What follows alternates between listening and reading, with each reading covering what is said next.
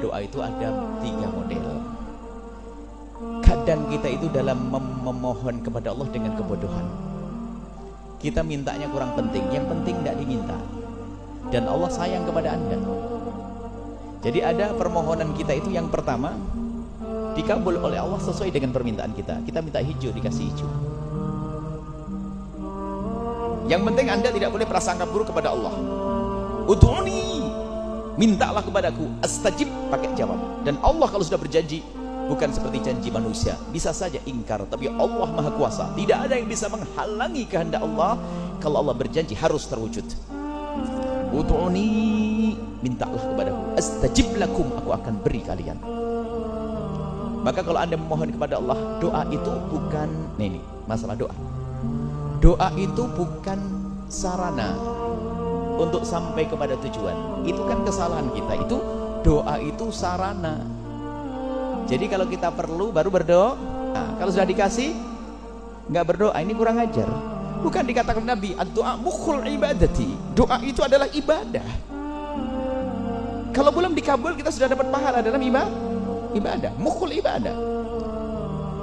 Jadi kalau kita punya hajat, biasanya langsung datang ke kiai minta doa, malam-malam nangis. Besok kalau beres lupa. Nah, ini kan model kita, karena doa sebagai perantara. Tapi hendaknya kita paham, doa itu adalah tujuan ibadah. Wa ma khalaqtul jinna wal insa illa liya'budun.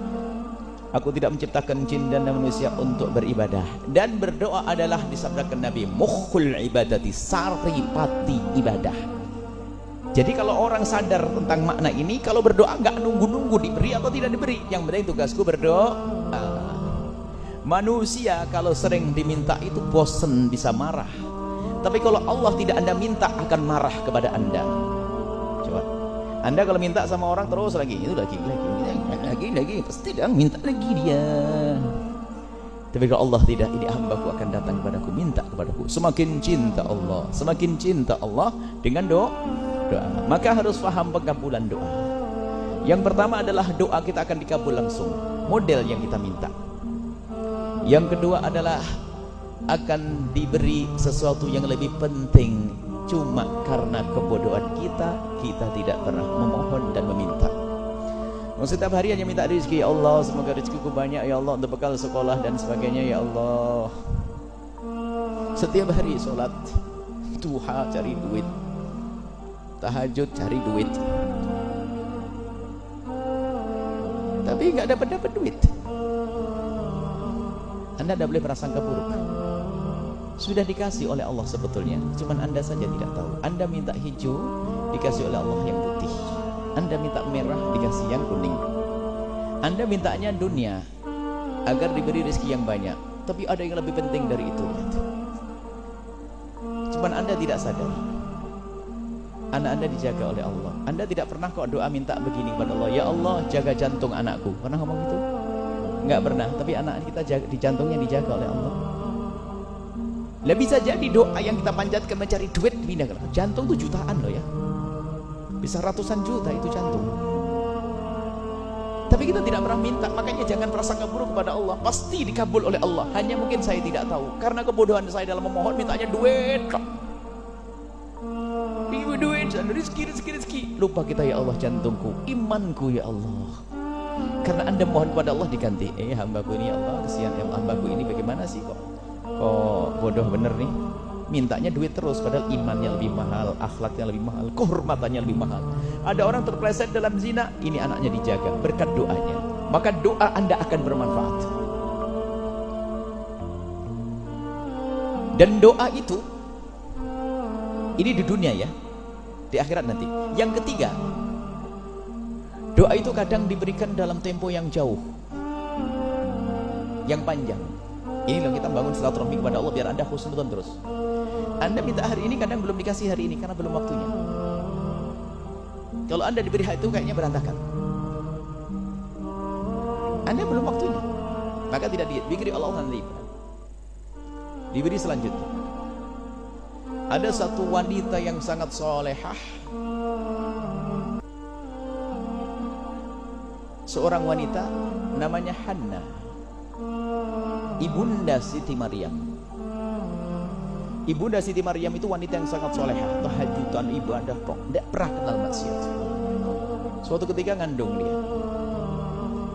dia memohon kepada Allah, inni nadartu laka ma fi batni muharrarah. Aku bernadar, ya Allah, anakku itu akan maksudnya aku akan jadikan orang yang terbebas dari tikuk dunia, hanya beribadah kepadamu. Diwakafkan untuk menjadi ahli Allah, diwakafkan untuk ibadah. Dan layaknya orang yang bisa diwakafkan untuk ibadah itu hanya kaum pria. Kalau wanita itu mesti ada kesibukan nanti macam-macam. Pengennya laki-laki yang ahli ibadah seperti para nabi dan rasul yang luar biasa. Akhirnya mengandung, doanya seperti itu setiap malam, ya Allah, jadikan anak ini nanti yang aku jadikan ahli ibadah, yang tidak akan terputus ibadahnya, ngurusi tempat ibadah, di tempat ibadah terus. Tak tahunya apa, lahirlah inni wada'tuha untha. Loh, keluar perempuan. Walaysa dzakaru kal untha. Perempuan tidak kayak laki-laki. Beliau berharap laki-laki, keluar perempuan. Akan tapi apakah waktu dikasih perempuan berarti doanya tidak dikabul? Allah Maha tahu. Lihat, biarpun perempuan, lihat kualitasnya kayak laki-laki.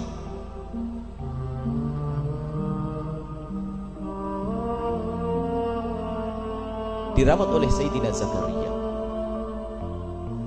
Setelah dirawat oleh Sayyidina Zakaria di tempat ibadah, Sayyidina Zakaria itu seorang nabi saja terheran-heran, ini perempuan yang dilahirkan oleh Hannah namanya Maryam. Wa inni samaituha Maryam wa inni u'iduha wa dzurriyyataha.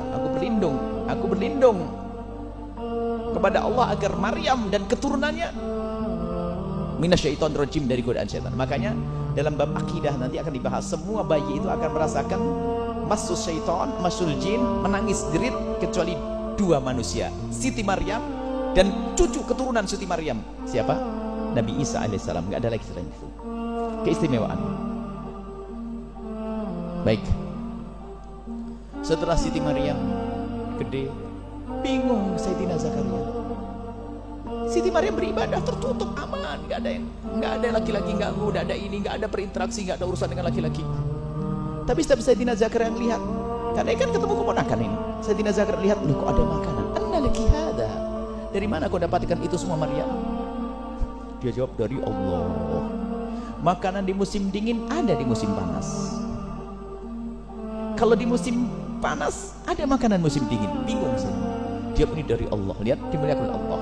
Sampai Sayyidina Zakaria itu di saat Maryam pergi, berada di tempat Maryam beribadah, memohon kepada Allah agar diberi anak.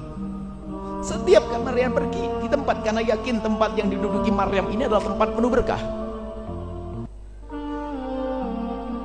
Disitulah da'a Zakaria Rabbahu, disitulah Sayyidina Zakaria minta kepada Allah agar diberi anak. Akhirnya diberi anak namanya Yahya. Kemudian lihat, Siti Maryam seorang wanita, pada akhirnya apa? Kualitasnya kayak laki-laki. Sampai dalam ayat selanjutnya, warka'i, rukuklah, beribadahlah kau wahai Maryam, ma'arroki'ina, seperti kaum laki-laki beribadah. Luar biasa. Makomnya Maryam adalah seperti kaum laki-laki. Sampai hari disanjung-sanjung mulia, dan dia tidak pernah disentuh kaum laki-laki. Pada akhirnya apa? Doa Hannah dikabulkan, biarpun perempuan seperti laki. Tidak lama kemudian apa? Allah menjadikan Siti Maryam mengandung tanpa sentuhan laki-laki. Hebat lagi. Keluar seorang laki-laki sesuai dengan doanya kakek neneknya tercinta. Keluar Sayyidina Isa alaihissalam yang sangat mulia. Dan Sayyidina Isa alaihissalam mulianya diulang-ulang. Mulia pada zamannya, kemudian diangkat oleh Allah. Setelah itu nanti akan turun di akhir zaman. Dan beliau adalah salah satu nabi yang diizinkan oleh Allah untuk menjadi umat Nabi Muhammad SAW. Selain Nabi berdoa tidak dikabul. Nabi Musa, ya Allah, Allah maj'alni ummati Ahmada. Nabi Musa pernah memohon, ya Allah jadikan aku umatnya Muhammad. Tidak. Kau Nabi dan punya umat. Tapi Nabi Isa alaihissalam, beliau punya umat, akan tapi pada akhir zaman nanti menjadi umat Nabi Muhammad SAW, mendapatkan kemuliaan, menjadi Nabi, setelah itu menjadi umat Nabi Muhammad. Lihat, Siti Maryam mulia, Sayyidina Isa Maryam mulia. Ini berkat doa ibunda tercinta. Maka kalau anda berdoa yang benar, yang baik, jangan ragu. Tidak boleh putus asa, anakku kok begini, tidak sesuai dengan keinginan. Allah akan keluarkan dari cucu anda yang istimewa. Pokoknya kalau minta kepada Allah jangan prasangka buruk, tidak dikabul. Innallaha yaqbalu du'a 'abdihi ma lam ya'jal. Allah itu akan senantiasa menerima, mengkabul doa hambanya asalkan enggak buru-buru. Buru-buru itu gimana? Buru-buru ngomong begini, aku sudah doa bertahun-tahun enggak dikasih-kasih. Lah ini kurang ajar sama Allah, makanya enggak dikasih beneran. Makanya tanda doa kita dikabul enggak pernah protes dengan doa kita. Doa kalau sudah serahkan pada Allah. Baik, ini di dunia seperti itu cara memberinya Allah. Ada lagi jika ternyata di dunia tidak diberikan 3 model tadi, tidak dijawab secara langsung, tidak diganti yang lainnya, atau tidak ditunda, kok tidak ada terkabul di dunia, Anda jangan prasangka buruk kepada Allah. Ketahuilah doa Anda sudah menanti-nanti di akhirat akan menjadi pahala yang ditabungkan oleh Allah, pahala besar.